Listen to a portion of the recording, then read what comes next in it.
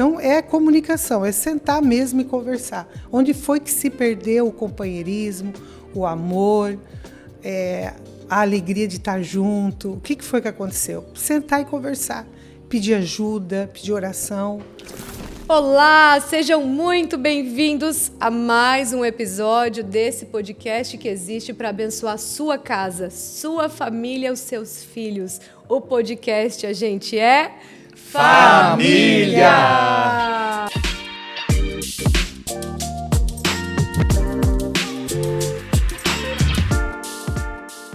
E hoje nós estamos com um episódio mais do que especial. Você já deve ter escutado aí a voz deles. Nós estamos recebendo aqui os nossos pastores.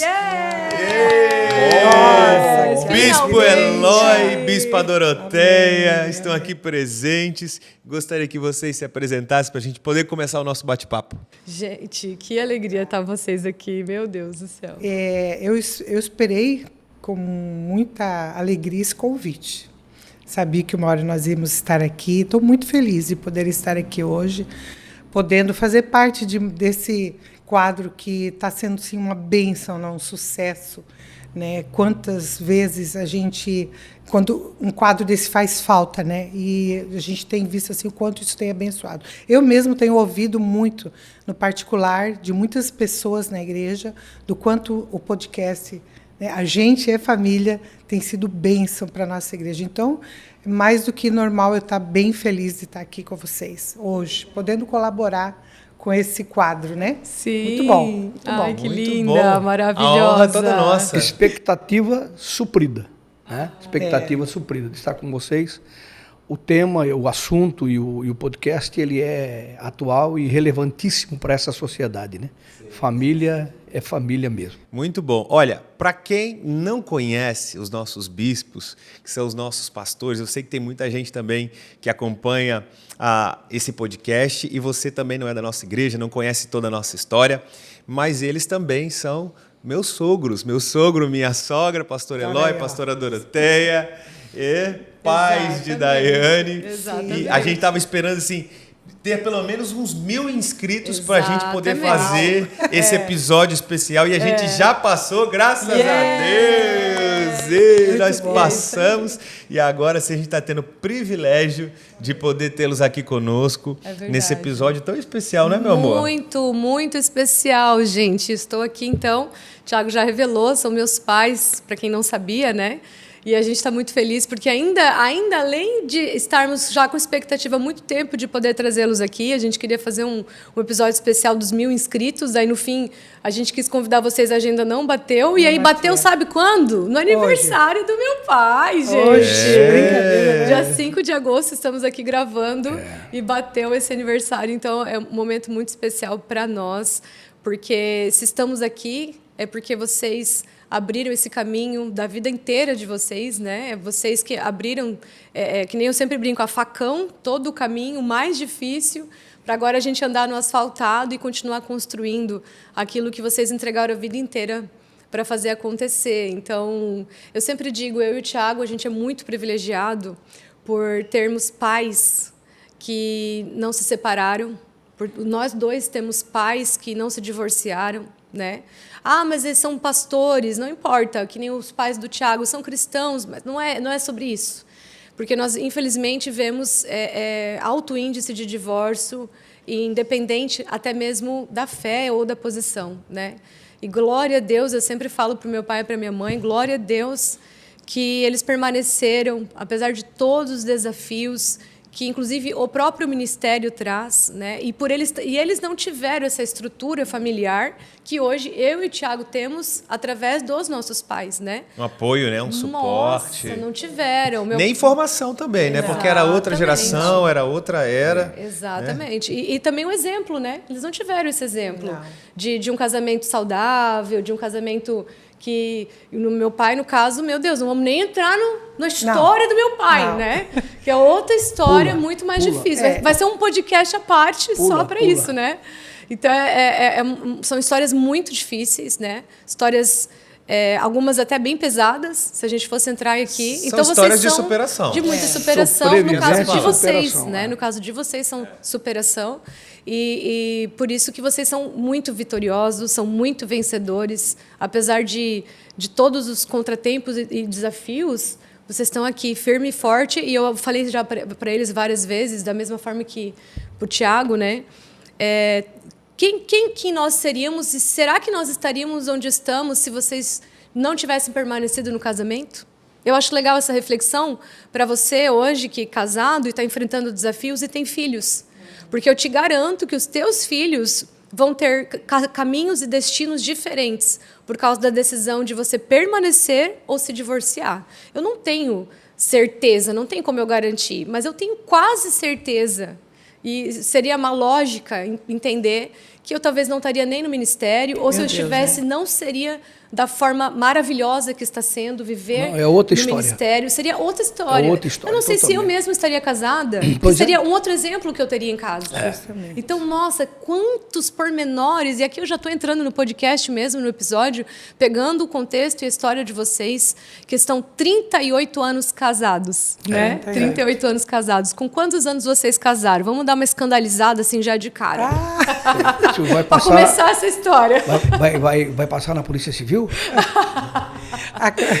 A verdade é que como a gente cresceu, eu principalmente, né, eu vim de uma família que meus pais viveram até minha mãe ficar viúva, né? Meus pais, porque a gente já veio num contexto cristão já desde muito tempo, na minha família, né? Sim. Mas mesmo assim, nunca, como o Tiago falou, nunca uma orientação, uma mentoria. Nunca tivemos isso, curso, né? que seja. Nada, a cultura da época nada, não tinha isso. Então, assim, aliás, no meio cristão era assim, ó. A ideia era o seguinte: o primeiro que você namorar firme já é para casar e já, né, ter, independente da idade. Independente da idade. Quanto antes, melhor. Né? Então, assim, eu casei com 16 anos. Eu tinha 16. E meu pai só deixou eu namorar com 18. Acho meio injusto isso. Vodalso teve que assinar para a senhora casar? Teve. Ele teve que assinar? Teve que assinar. Muito contra gosto, né? Não quis. Mas, assim, né? Assinou lá, né? Por conta da minha idade mesmo, né? Por conta da minha idade, do tempo, enfim. Mas a gente... essa era a ideia, né? De casar.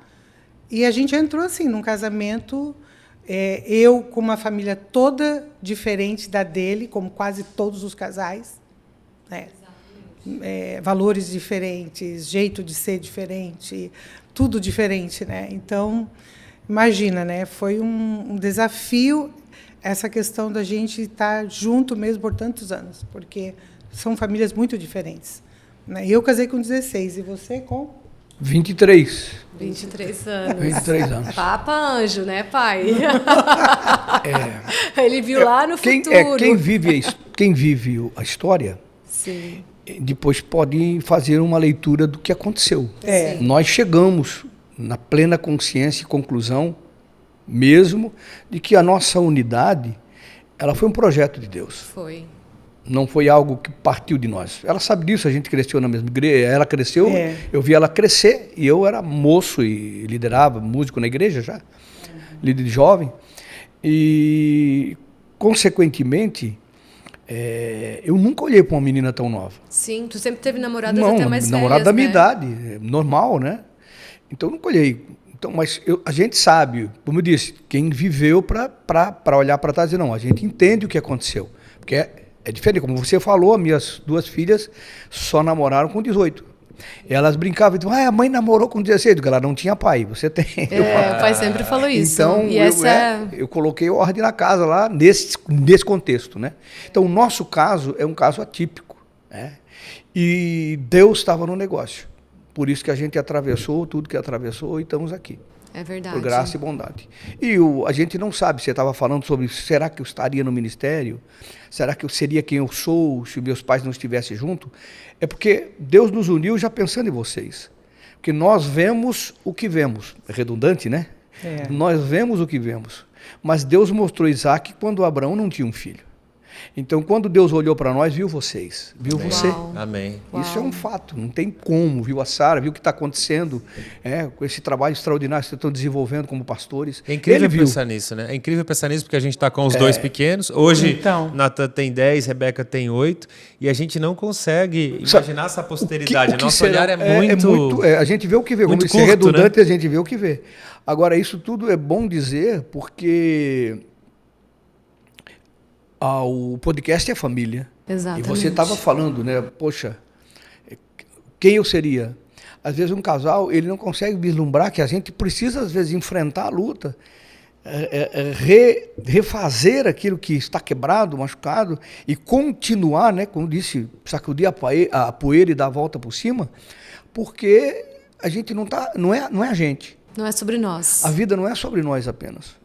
Muito Então, bom. quem já viveu, como eu vivi, a Doroteia viveu, nós já vivemos, nossos intérpretes vivemos, como qualquer casal normal, tem os seus altos e baixos, mas a gente, por graça e bondade e amor, a gente enfrentou, mas vocês fazem parte do projeto, como o Natan e a Rebeca, e o Joshua, e o Caleb, e o Lucas, então fazem parte daquilo que a gente enfrentou para chegar em vocês. Se nós tivéssemos arrebentado a corda aqui, eu estaria arrebentando todo uma... Imagina Abraão separando de Sara e ela não ganhando Isaac. Pronto, Exato. aqui já define como cristão o que estamos falando. Imagina Abraão separando de Sara e o Isaac não nascesse. Exatamente. A história seria outra. Não se sabe que história seria, né? E a aliança era com os dois, né? Aliança E quando ele com os tentou dois. ter com a serva Fora. de Sara, não deu certo. Não era só Então, filho de Abraão, né? Abraão é Família Sara. família, ela é uma corrente. E foi tão atípico ele olhar para mim e tudo acontecer, porque hoje, se a gente acha um casal assim, que a família toda é contra, tanto da parte dele como da minha, todo mundo era contra o casamento. A gente pega um casal desse hoje e diz, não, vamos sentar e vamos ver o que está acontecendo. Como assim? Todo mundo é contra e vocês simplesmente estão virando as costas para esses contras e estão simplesmente enfrentando isso tudo sozinhos, que foi o que aconteceu. Porque não só família, amigos também. Amigos também, né? Dizendo não, né? Então, assim, simplesmente eu fechei os olhos para toda essa realidade. Ele também, né? Eu, muito nova, talvez, como adolescente, e adolescente ele tem essa coisa de impulsionar, né? E não pensar muito nas consequências, mas, independente disso, era muito não. Então, hoje eu vejo assim, quanto foi atípico mesmo, porque hoje, se acontece isso na nossa... Se a gente pega um casal hoje assim, vocês sabem, nós teríamos que sentar e conversar e ver o que está acontecendo em relação a isso, né? Por que tanto não assim, né? Vocês se colocando como pais do Natan, né? Se um dia chegar e dizer, não, mas ele ainda se encarar E dificilmente e dizer... o casal ia ainda insistir com a ideia, porque recebeu nãos de tantos não, lados. mas foram né? de todos, na verdade, tá? De todos. E assim, todos. ao Muito longo de atípico. muitos anos de ministério e exemplos que nós temos, a verdade é que geralmente quem vai contra a família, recebe não da família e casa mesmo assim, geralmente dá errado. Justamente. Assim, é 90%, Justamente. para não dizer mais. Por isso que é. O índice é muito grande, porque a família geralmente vê o que ele não está vendo, e vice-versa, né? Justamente. Então, no caso, vice-versa, a família dos dois lados, que foi o caso de vocês. Mas, então, o que vocês, além de um propósito de Deus, que é fato, mas o que vocês acham que fizeram vocês permanecerem no casamento? Porque eu sei os desafios, principalmente por todos esses dados de idade, de ter começado numa simplicidade muito grande, né? De não ter instrução, de não ter exemplo familiar, de não ter ninguém ajudando, ser contra... Todos esses dados que a gente citou aqui rapidamente. Era tudo contra. E vocês iam entrar ainda no ministério. Teve todo um desafio financeiro também, porque o Senhor estava colocando você lá no ministério. E lá no ministério teve muito desafio, muitos desafios, né? Que a gente pode citar. Inclusive, eles têm um livro maravilhoso, contando vários detalhes incríveis da história deles, para a gente não aprofundar muito sobre isso. O livro é 2 Vidas e um Legado. E você pode adquirir aqui na livraria da Igreja dos Filhos. Entre em contato com a gente ajuda você para adquirir, porque vale a pena, é uma história incrível.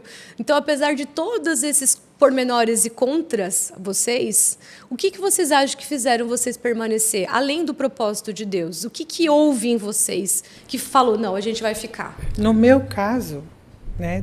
Deixa eu falar primeiro aqui. No meu caso, é assim, como o meu pai sempre foi muito um homem de Deus, eu sempre vi ele muito orando, tudo, mas ele também não foi porque não teve pai, não foi um pai assim que sentava para conversar, para a gente poder, né, tirar dúvidas, enfim, era um homem bem assim, trabalhador de Deus, né? Mas, então assim, a falta da paternidade também me fez ver no Eloy, na época que era o Eloy, né? Maduro. Um cara maduro e um cara visionário. Então, assim, ele me trazia segurança quando ele me trazia os planos dele. Ele sempre teve muitos planos, sempre muitos sonhos, muita vontade de vencer, de ganhar, mesmo não tendo nada, mesmo não tendo assim, estudo e todo formação, né? Uma formação, mas sabe aquele brilho nos olhos, dizer assim, você vai, eu vou suprir tuas necessidades como esposa, como mulher. Você não vai precisar se preocupar com essas coisas, que era as características da época, né? De uma mulher ficar em casa, de... Precisa ser dito da nossa geração? Eu estou falando do pessoal da nossa geração. Nós fomos praticamente os únicos da nossa juventude, de conhecido, que casou e foi morar no que é seu. Então a bênção já estava sobre nós naquilo que Deus estava unindo. Porque quando eu comecei a namorar, ela disse que eu fui abençoado por causa dela. Eu vou aceitar. Quando eu comecei a namorar a Doroteia, eu não tinha. Eu tinha emprego, tinha uma moto só. A gente veio de família muito humilde, vocês conhecem a nossa história. Está no livro a história, Sim. né? Mas nós, 1 ano e 6 meses, foi namoro, noivado e casamento. Foi um curto período de tempo. Quero abrir um parênteses aqui, dizendo que tudo era contra, parece que a gente estava de mal com todo mundo. Esse esse contra aqui é que eles olhavam, olha um cara maduro, uma menina, isso não, tem tudo para dar errado, né? Sim. Principalmente quando a idade isso, mesmo, tem tudo. Então né? o contra aqui... Mas é bom colocar que parece que eles estavam de mal. Quase Ninguém casou de mal por ninguém, nem lá, nem cá. Mas era porque eles... Poxa, isso vai dar certo? Tem tudo para não dar certo, né? O medo, normal. Então... 1 ano e 6 meses eu comprei terreno, eu construí casa, murada, equipei, casa boa. Eu fui morar no que era meu. Pago. Não é a Caixa Econômica Federal. Na verdade, tu abriu mão disso para ir para o Ministério depois, não, né? Depois eu depois entreguei tudo, mas está tudo lá no livro. Sim, mas eu estou falando, Deus nos abençoou de tal maneira que a gente foi morar no que era nosso. A grande maioria do pessoal da nossa geração morou com pais, como é normal. A nossa geração, né, morou de aluguel, que é normal. Deus confirmou a nossa união, nos abençoando e nos dando o nosso espaço. Então, mas e assim, também fez diferença para a gente, já começa por aqui, a diferença para continuar. Que se morasse com alguém ia ter dificuldade para caramba. Não ia dar. A minha, dentro daquela pergunta que você fez, né? Então, o que eu vi, além na verdade, na época não era nem ministério, ele até já falava disso, mas eu vi isso nele, sabe? Toda mulher, quando encontra um homem que traz segurança para ela, eu acho que é a primeira coisa, e daí, como eu te falei, pela falta de não ter um pai que me trouxesse isso, né? Por mais que ele quisesse que eu estudasse, que fosse alguém, né, com faculdade, tudo como ele dizia, mas muito ausente, né, como pessoa. Então, ele foi a diferença dele, essa foi a diferença que me fez apaixonar a ponto de lutar contra o não do meu pai, o não da minha mãe. Foi o propósito de Deus. Isso foi, né? Mas isso foi muito forte. Muito forte. Isso está claro para nós. Agora, deixa eu fazer uma pergunta para vocês, para realmente edificar o nosso público, quem está nos assistindo, nos ouvindo no podcast. E eu quero fazer uma pergunta aqui para o Eloy e a Doroteia. Não como pastores, é nesse sentido, não como ministério, não com essa história maravilhosa que vocês têm relacionada à igreja, mas como casal. 38 anos casado não é para todo mundo. E, infelizmente, esses números são cada vez mais raros de se encontrar, né? Nós nunca tivemos, na história da nossa nação, um número tão elevado de divórcios, de casais que não conseguem passar por crises. E aqui está a história de vocês, que já enfrentaram algumas crises, apesar de, em todos esses anos, nunca teve um escândalo, algo moral tão grave, mas foram crises de casais, natural, de conflitos, por conta de quem vocês são, enfim, normal. Das diferenças que acontecem. Então, como vocês superaram isso, né? Como filhos de Deus, como cristãos, como vocês superaram isso e que dica, que conselho vocês podem dar agora para os casais que talvez estejam agora enfrentando crises, que talvez estejam pensando, né, a ideia do divórcio está transitando na mente porque não aguenta mais o conflito, as brigas, enfim, e vocês permaneceram, como a gente falou aqui, uma história de superação. Como vocês podem dizer como foi esse processo e que dica vocês dão também para quem está nos assistindo aqui agora? É isso, casais que estão sem esperança, talvez, né? Eu fiquei frustrado, porque eu pensei que eu era apaixonado por ele e tudo. Não falei?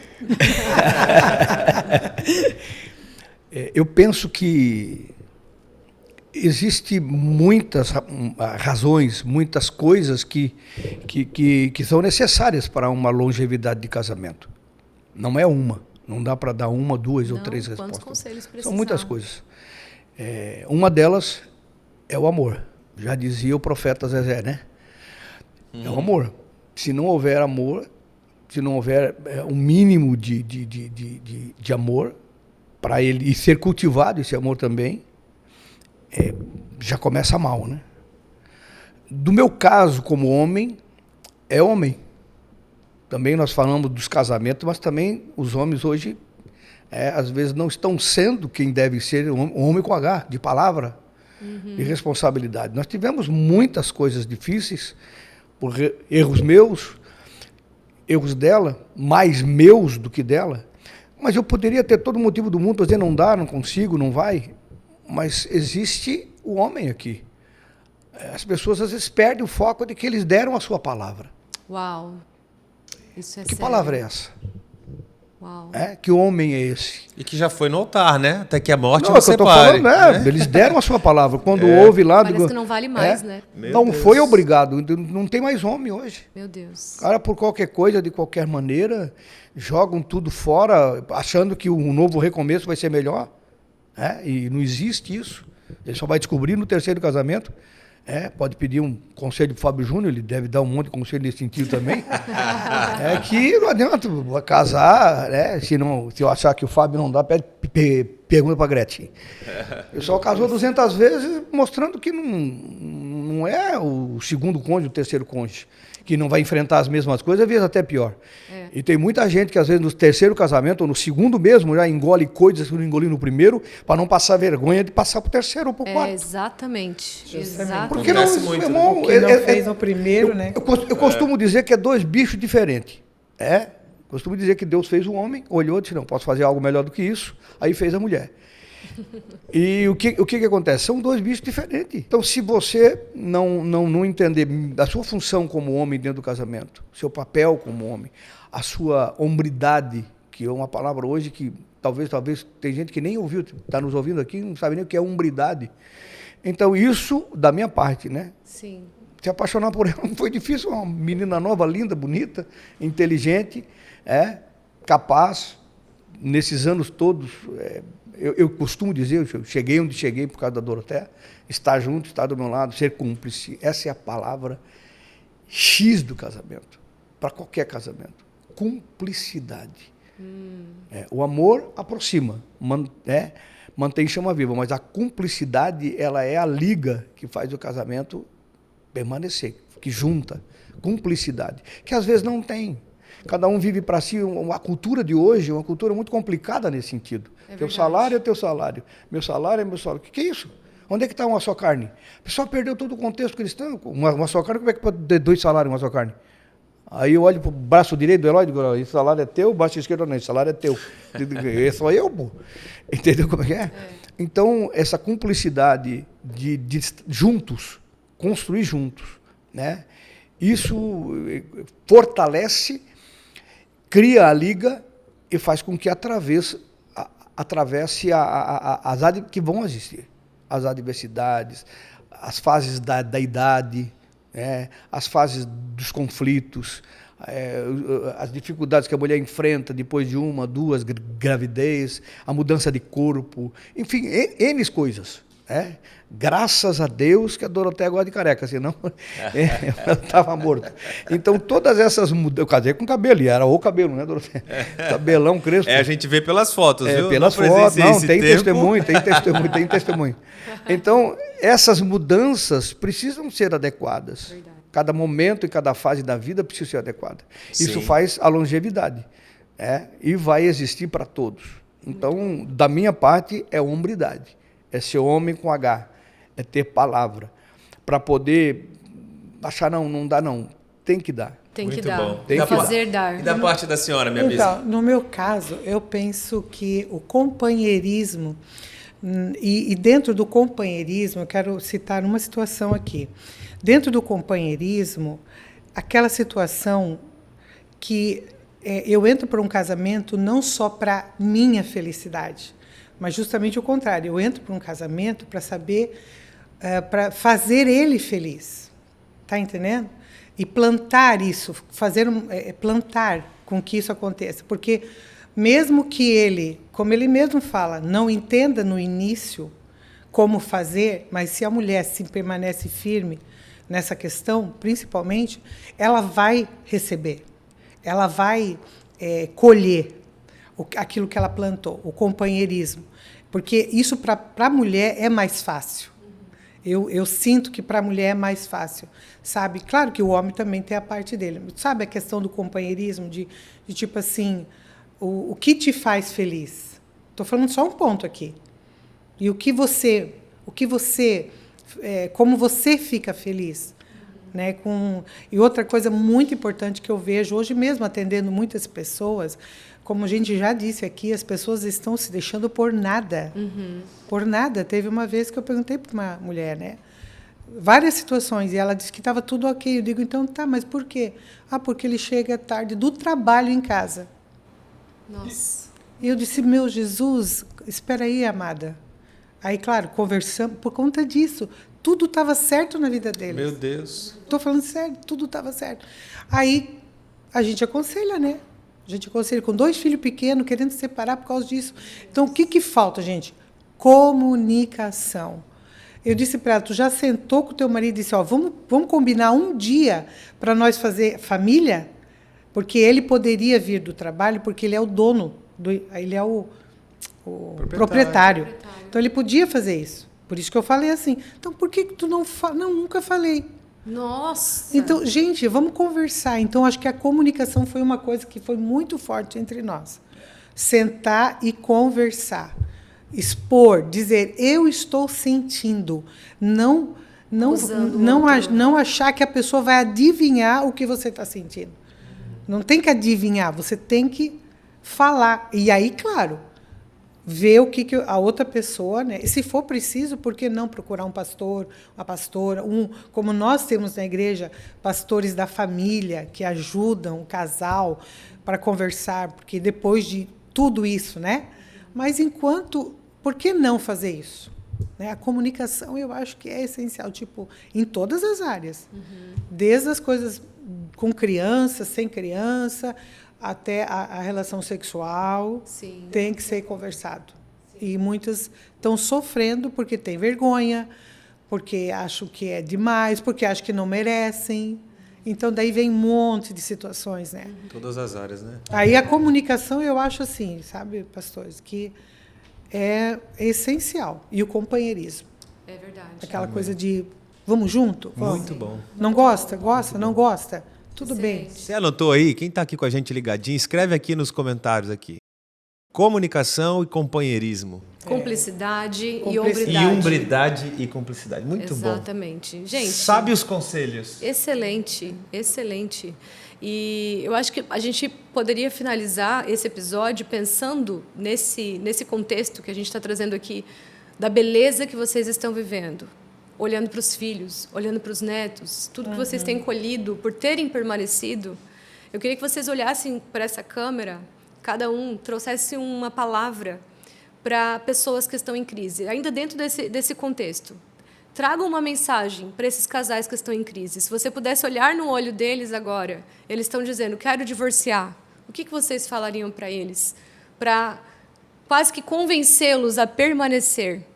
Não necessariamente de como lidar com a crise. Cada um vai ter uma crise diferente, um porquê diferente, mas talvez mostrando para eles que vale a pena permanecer apesar da crise e apesar da falta de esperança. Sim.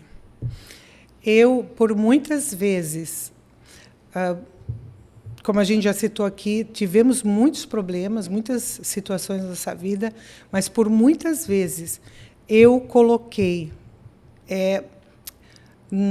a questão da geração, da família, né, por conta da palavra de Deus.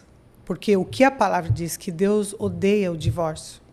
Então, isso para mim foi essencial. Então, eu penso assim, vocês, né, os casais que estão nos assistindo, precisa sentar e ver onde é que falhou, o que está acontecendo, quantas vezes está sendo batido na mesma tecla e alguém não está ouvindo, né? Porque quem mais vai sofrer é os filhos, é a geração, é o futuro, porque ninguém fica bem quando isso acontece, né? Um divórcio.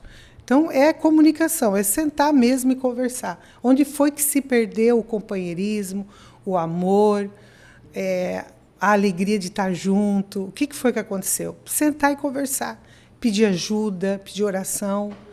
Nunca já de cara fazer o que o mundo fala, né? Entendeu? Mãe, você, que é uma mestre em cura interior, atende as pessoas através do SOSO sobre cura interior. Eu estava ouvindo a senhora falar agora sobre esse conselho e eu acho que a senhora precisa trazer sobre o perdão. Como perdoar?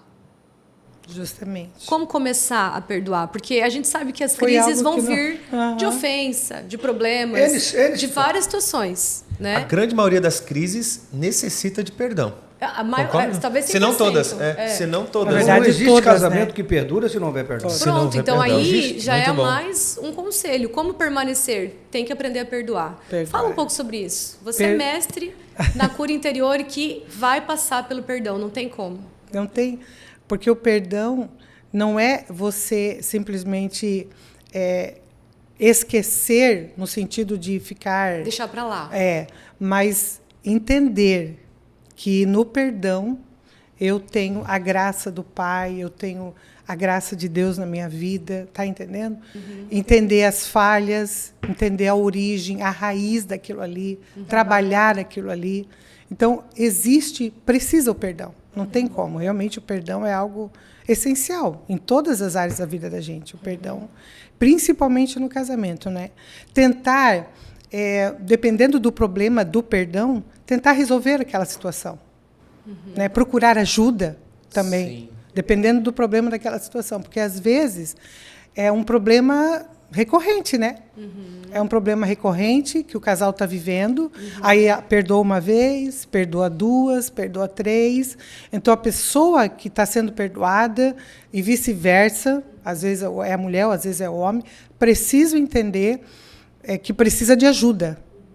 Precisa de ajuda nessa área, seja ela qual for, que está falhando ali. Primeiro, reconhecer, né? Reconhecer que está errado, certo? Aí depois, então, procurar ajuda, se não consegue sozinho, né? Procurar ajuda. O perdão, você já falou tudo, é essencial. Realmente, a gente não falou do perdão aqui ainda, né? É verdade. O perdão é tudo. Sem o perdão não dá. Quantas vezes ele teve que me perdoar? Sim. Meu Deus, quantas vezes eu tive que perdoar ele? Todos, não tem como. Sim. Como perdoar? Essa aqui é a questão. Eu diria que eu acho que uma forma que eu encontrei, às vezes, de conseguir perdoar o Thiago de coisas pequenas, porque às vezes a gente tem um ego tão grande, um orgulho grande, que a gente é ferido por coisas pequenas. As poucas vezes que você teve que me perdoar. perdoar. Pouquíssimas vezes. Quase não erra. Quase, perfeito. Um poço de Pouquíssimas humildade. vezes. Eu tô assustado, você erra? Poço de humildade. Thiago não. Eu, às vezes, mas é assim, eu lembro na minha prática que uma das coisas que me ir ajudou buscar, né? a perdoar, além de orar e pedir, Deus, eu preciso agora do teu colo, porque você se sente ferida, machucada, enfim, por vários motivos. Mas primeiro é o colo de Deus. Segundo, eu precisei pedir, Deus, me faz enxergar o Thiago com os teus olhos, porque naquele momento os meus olhos carnais, humanos, só conseguiam ver todas as coisas ruins dele, nada de bom, mas o Senhor é capaz de te mostrar quem Ele é, de fato, além dos defeitos, além dos problemas. Então, quem Ele é com os teus olhos. E segundo, orar por Ele. Daí, na prática, não só pedir para enxergar Ele, mas orar por Ele de verdade, mesmo com raiva, mesmo machucado, mesmo triste, frustrado, você vai orar pelo seu cônjuge. Quantos casamentos bíblico, né? pecam por não orar pelo cônjuge? De tirar um tempo mesmo, de falar... Quando está tudo bem, não só quando está ruim. Não, está tudo bem, a gente está super bem. Vamos Quando orar. você ora, primeiro ponto. Segundo, se você ora, você tira um tempo, 5 minutos, para orar pelo seu cônjuge, sem ele junto. Mas nesse momento da dor, é fundamental você quebrar o seu coração diante de Deus e realmente abençoar o seu cônjuge. De fato, e falar, Deus, eu abençoo ele, eu oro por ele, eu declaro sobre ele isso, eu declaro que ele é cheio do teu espírito, eu declaro que nós vamos passar por isso, eu declaro que ele vai ser amado por ti, que ele vai saber o quanto ele é amado. Enfim, são declarações sobre o seu cônjuge de bênçãos, né? Porque a partir disso, o seu coração vai começar a ser quebrantado. Você vai olhar ele com os olhos do Senhor, porque ele vai fazer questão de te ajudar com isso. Ele é o maior interessado no seu casamento, ele é o maior interessado no seu matrimônio. E ainda por cima, o seu ego também vai sendo morto ali, né? Tu sabe que eu atendi algumas pessoas que elas diziam assim, eu não consigo nem falar o nome e a situação de tão magoada que eu tô em relação a isso. Sim. Eu disse, sabe o que eu falei para essas pessoas? Escreva. Escreva o que você não consegue externar. Porque, com certeza, Muito isso bom. aí é muito importante, né? Escreve. Logo, logo, você vai conseguir colocar isso para o Senhor. Escrever. Escreva, eu te perdoo por isso, por Perfeito. aquilo, por aquele outro. E daí, assim, a gente pode usar isso para todas as pessoas, né? Qualquer pessoa. Não, aqui a gente está falando como marido, mulher, esposo. Sim. Mas, assim, a raiva, ela era tanto, o ódio, a sei lá o quê, né? Que vem no coração da pessoa que ela não consegue falar, externar, ela não Sim. consegue É porque é a prisão, dizer. né? É uma prisão muito tão grande, forte. a mágoa, Eu digo, então o escreve. rancor. E realmente, para muitas pessoas funcionou. Muito É bom. isso O aí. escrever. Excelente conselho. Se desse para escrever, desculpa, o assunto que dominou o casal depois que saiu do Éden, que foram expulsos do Éden, do jardim, no caso, não do Éden, mas do jardim, eu acredito que eles estariam conversando sobre isso, né? Foi tu, não foi tu, porque o grande problema de qualquer casamento está lá com Adão e Eva. Deus disse a Adão, o que você fez, rapaz? Ele falou, a mulher que tu me deste. Pô, o cara é muito cara de pau. Ele recebeu o mandamento, ó, não coma. Ele foi instruído, ele nunca o fez. Aí só porque a mulher trouxe para ele comer, ele comeu, agora a mulher é culpada? Eu não vi nenhuma parte na Bíblia em que a Eva botou um revólver no peito de Adão e disse, come, porque senão vai tomar um tiro. Ou ameaçando, come, porque senão eu vou sair do jardim, vai ficar sozinho. Não existiu ameaça.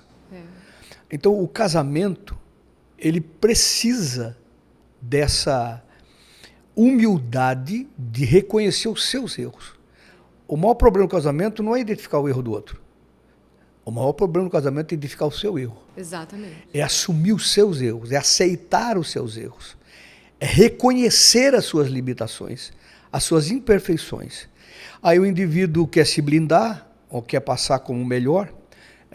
Como foi dito, a gente está falando como ser humano aqui. Se fosse para falar como pastor, como alguém que atendeu tanta gente, sempre que eu atendi um dos cônjuges, eu ouvia, mas digo, agora vamos falar com outro. Meu irmão, todo cônjuge tem duas versões. Exatamente. Todo problema tem duas versões. Exatamente. Aí tem a verdade, né? Tem versão de um lado, versão do outro, e a verdade está no meio. Então, verdade. o grande problema do casamento é não olhar os seus próprios, é não assumi-los, é não entender as suas limitações, as suas falhas. Sim. Aí Deus fala com Adão disse, não, foi a mulher. Aí fala com a mulher, disse, não, foi a sogra. Eu digo, pô, alguém sempre é culpado, né? Não é a pessoa, ninguém assume. A Eva culpou a serpente. Quer dizer, a serpente, eu não vi nenhum... Até se você olhar o 2 e o 22 do capítulo que trata disso, tudo que o diabo falou para Eva era verdade. Ele nem mentiu. Só que ele falou de um ponto de vista como se fosse vantagem. E era desvantagem. Ele manipulou, porque ele né? disse, olha, você vai se tornar igual a Deus. E Deus disse, olha, vamos tirar a árvore da árvore da vida, porque eles vão comer, eles se tornaram igual a nós. Se tornaram igual a Deus. O diabo não estava inventando. Só que a consequência disso não foi dita. Exato. O igual aqui no sentido conhecedor do bem e do mal, né? Sim. Que era uma vantagem que é uma desvantagem. Conhecer o mal. Só alguém que não entendeu o que é o mal para querer conhecer o mal. Mas o problema aqui é que ela culpou um terceiro. E os casamentos têm problema e as pessoas não querem consertar e não querem resolver porque eles sempre têm um culpado. Não assume responsabilidade. Não, sempre tem um culpado. E às vezes não tem um culpado o cônjuge, mas às vezes tem um culpado o trabalho. Às vezes porque meu pai. É porque o meu pai, porque isso, porque... Meu irmão, olha para si e veja o que eu estou fazendo. Onde é que está o meu erro aqui? É não pedir perdão? Pô, começar a pedir perdão. Onde é que está o meu erro? É não dar espaço para o outro, começar a dar espaço. Quando a pessoa se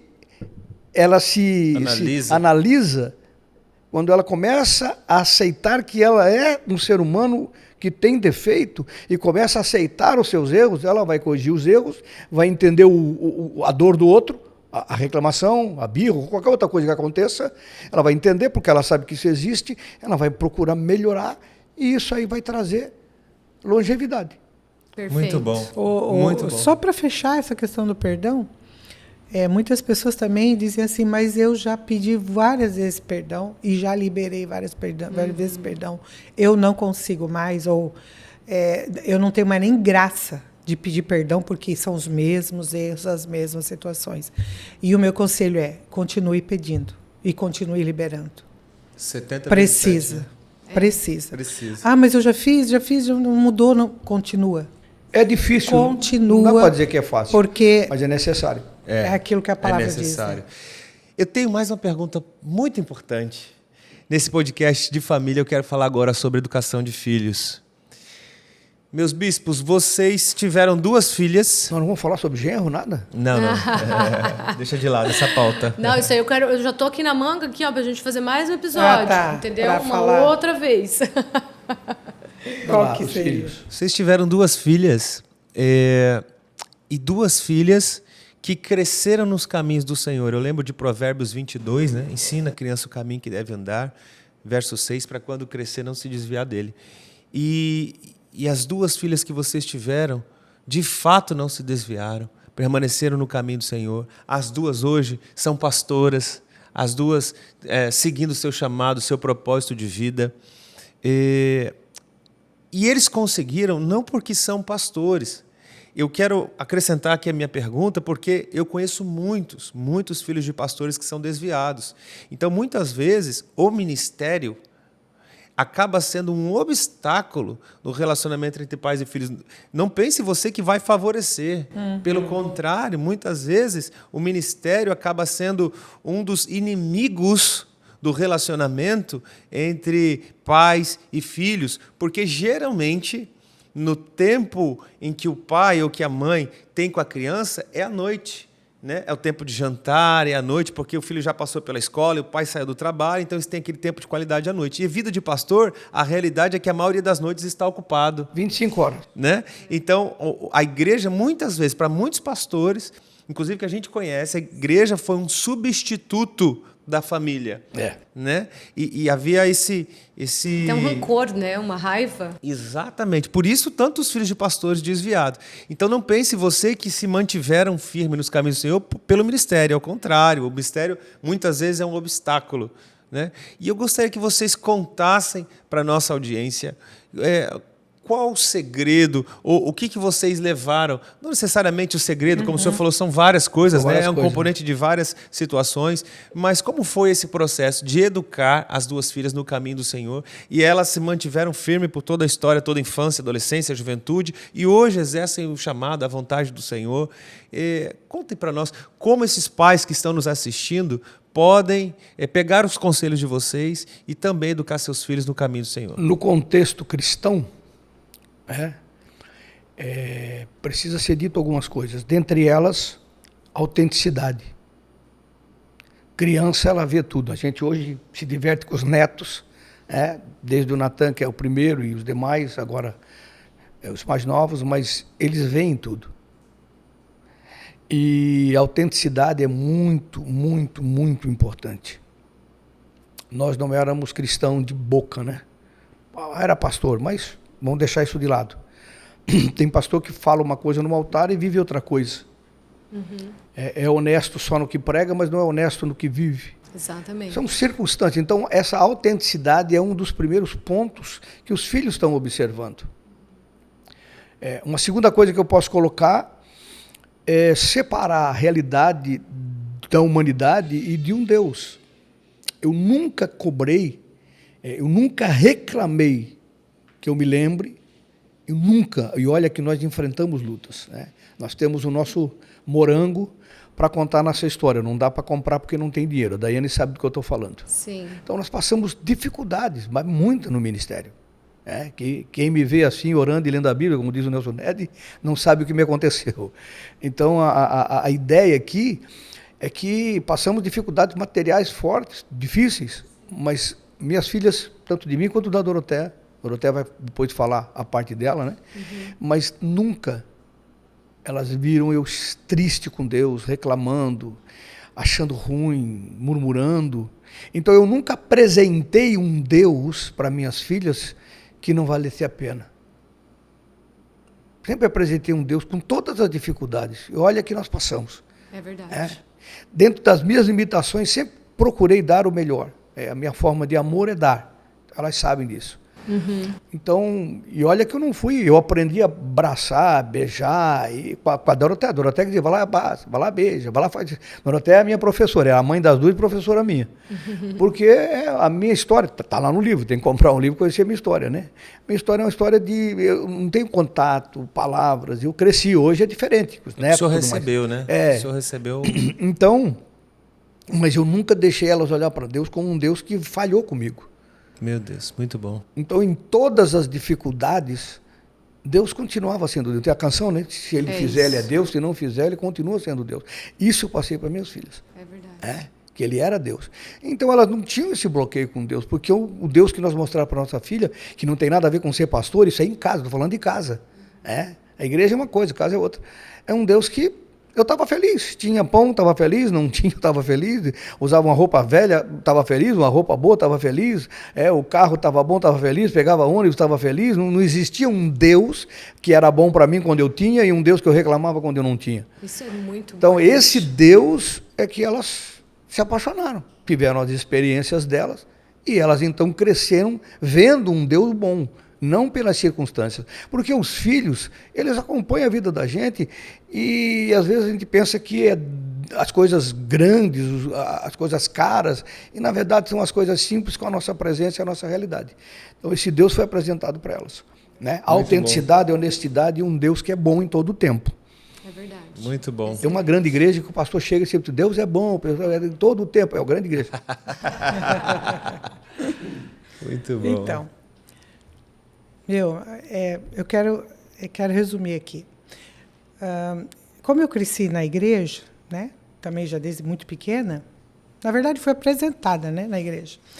Eu queria para minhas filhas o que eu não tive, porque a igreja que eu cresci era uma igreja de um formato bem religioso, né, e a criança não tinha voz, né, a criança não tinha voz, né, então eu fui podada em várias horas da minha vida, para tudo. Isso acarretou até no ministério depois. Na minha vida ministerial, acarretou bastante. O fato de falar no púlpito, no público, acarretou bastante por causa dessa questão, né? de sempre ser muito podada. Você não pode, você não consegue. Então, o meu sonho, a minha vontade, porque, claro, quando eu casei, não sabia que ia ser pastora, né, para começar, né, depois que a gente foi para o ministério. Mas eu sempre tentei fazer assim, um equilíbrio de servir na obra, mas também servir para elas, porque uma das minhas linguagens que eu descobri recentemente é servir. Minha linguagem de amor é servir, é fazer a pessoa ficar, principalmente filha, né, como uma boa colérica, as filhas, né? Então, assim, o que eu podia fazer por elas, como para servir elas, né, para encaminhar elas, na minha limitação, como uma menina que foi podada, eu fiz. Então, assim, a Daiane, ela foi uma menina que a gente estava visitando os casais, ficava até muito tarde visitando, mas ela estava junto. Nem que ela dormisse aqui no sofá, no chão, na cadeira, ela estava junto. Então, sempre tentei equilibrar isso, sabe como é que é? Equilibrar o servir e mostrar para elas o quanto que isso é bom também. Né? Muito bom. Elas tiveram voz na infância também. Eu lembrei de uma coisa importante desse contexto. Não tanto quanto eu gostaria, né? Porque a nossa criação é diferente de hoje. Tá entendendo? Sim. Não tanto quanto hoje eu vejo que poderia ser. Né? Sim. Hoje eu vejo que poderia ser. Mas eu acho que, resumindo... Mas eu acho que é uma questão de cultura e de como a gente cresceu. O ministério, vocês nunca trouxeram como um peso. Não, sabe? Não. Dentro de tudo que você está falando. Assim. Não, para mim também não. O ministério nunca foi um peso. Né? Mas muito importante, que marca a vida da criança, eu lembrei aqui, porque eu lembrei de experiências que nós tivemos como família, porque a pergunta é essa, como é que os filhos permanecem, né? A gente conquistava um negócio, um carro. Eu falava, digo, isso aqui é a bênção de Deus, é Deus que nos abençoou. A gente mudou para uma casa melhor, isso aqui é Deus. Eu falava na mesa, no café, isso aqui é Deus. Então eu sempre falava, todas as conquistas, todos os degraus de crescimento que a gente teve, eu sempre deixava para as meninas, digo, isso aqui é Deus. Então elas conheceram Deus que nos abençoou, porque a gente teve uma ascensão contínua, né? Graças a Deus, sempre contínua. É importante também lembrar, então eu trazia Deus. Mesmo quando a gente não tinha muitos recursos, não sei, acho que isso é importante lembrar. Elas se sentiam inseridas na sociedade, porque assim, porque filho de pastor, geralmente a igreja toma tanto tempo, mas eles tinham férias com a gente. O mês de julho, vamos ter férias. Mesmo que fosse na casa do pastor lá da outra cidade. Na casa do outro, dormia no chão. Lá no chão, não tem problema. Mas elas saíam, sabe aquela questão de você entender... Um pouco, né? Que independente se é pastor, porque tu tens uma igreja e você depende de estar ali, né? Mas quando era férias, nem que fosse um passeio, 2 passeios nas férias, então a gente se preparava para isso. É o que a Dani falou, vocês não trouxeram esse peso ministerial, sempre blindando e olhando para ela, sendo muito atencioso. Muito bom. Que maravilha, né, meu amor? Meu Deus, dava para ficar aqui horas e horas e horas e dá para contar muita coisa. Muito bom. Obrigado por terem vindo. Eu quero reiterar o fato... Mas não vamos falar de genro mesmo? Não, sem genro. Hoje não, mas uma hora vamos. Eu queria elogiar, ninguém me deixou. Nem precisa, eu já estou dentro da pauta de filho, né? Sou amado como filho e tratado como filho. É verdade. E eu nem posso fazer piadinha de sogra de sogro, porque eu nunca tive uma vírgula para reclamar, graças a Deus. Amém. De verdade, isso aqui não é... É verdade. Não é ladaí, não é falsa modéstia, Graças a Deus. Nem de longe. Nada disso. Sim, é verdade. Tá bom, obrigado por terem vindo. Amém. Foi uma bênção. Enriqueceram o nosso podcast, acrescentaram demais. Que muito os bom. casais possam ouvir e se pautar naquilo que a gente falou. É pouco, mas é focado, né? Exatamente. Lembrando que nós estamos aqui, né, pastor Thiago? Como bispo, mas estamos aqui também. Sim. Para quem quiser ajudar. Amém. Exatamente. Estamos juntos. Tamo junto. Que lindo, gente. Obrigada mais uma vez. Amém. Eu que Primeiro agradeço. de muitos. Se você gostou desse episódio e você quer que eles voltem, você vai fazer os seus comentários aqui nesse episódio. Amém. Tudo que você aprendeu, tudo que te inspirou.